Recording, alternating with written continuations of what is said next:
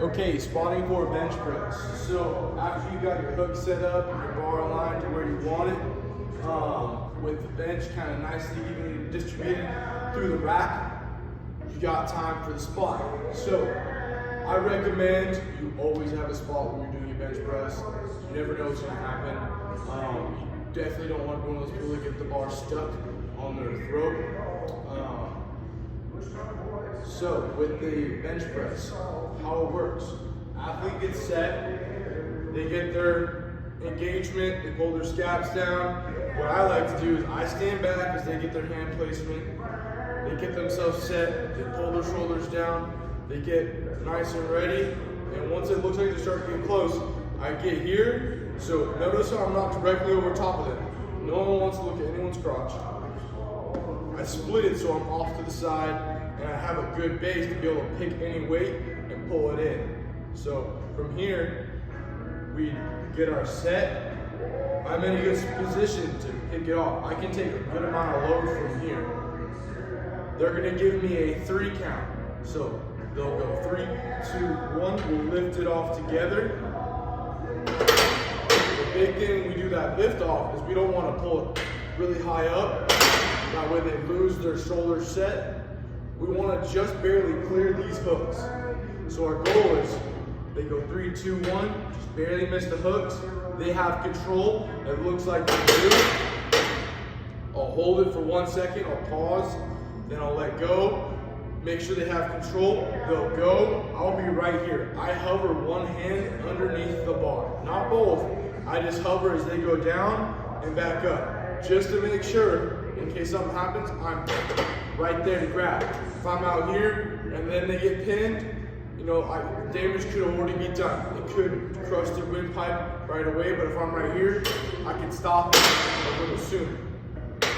Okay, the biggest thing I'll say is you need to be on the same page as far as the 3 count, and you need to make sure that if you do need a triple squat, you are in control, just like the back squat, front squat, and split squat.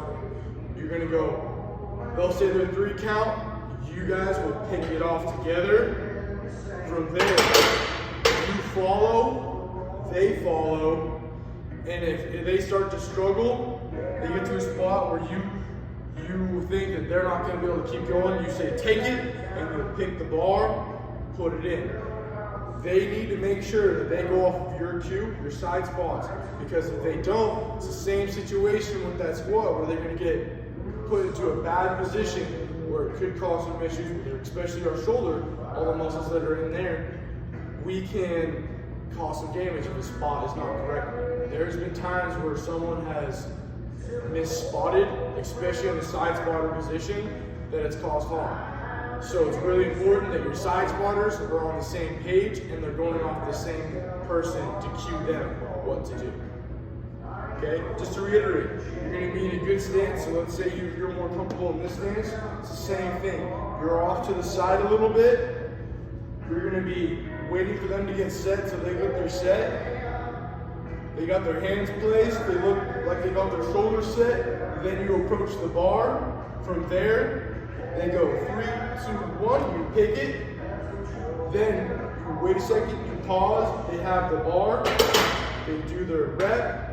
They start to slow down, you'll be right there. So let's say, okay, they got their pick, I'm gonna follow them down. They can't get it, I take it, come in. Okay, that's if it was by myself. If it was with the spotters, the triple squat, we lift it off, they come down, looks at the struggling, we say take it, and rack it. Okay? It's always important that you have one person in control. It's not up to the athlete to choose because they're under a lot of tension. They can't always tell you. So it's up to the coach to realize what's going on with the athlete and to make the call to take it or to let them kind of struggle through it.